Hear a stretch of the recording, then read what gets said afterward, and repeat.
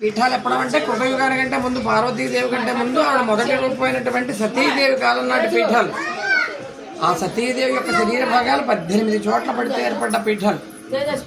ఇక్కడ మధ్య భాగం పడింది పీఠం అంటే కూర్చునే స్థానం. అయితే మీకు చూస్తే ఇంత చిన్న గుడి ఉంది, ఇది శక్తిపీఠం అని ఒక సందేహం వస్తే అక్కడ వేరే చోట కూడా పురుహూతిగా అమ్మవారి పేరుతో ఉంది, అక్కడ ప్రధానాలయం ఒక సందేహం వస్తుంది.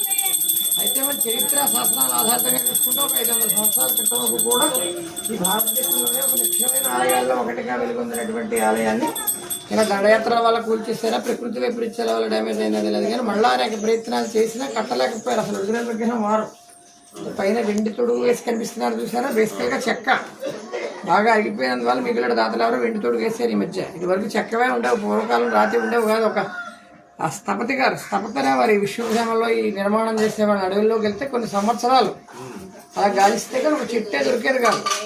ఆ చెట్టును చెట్టుగా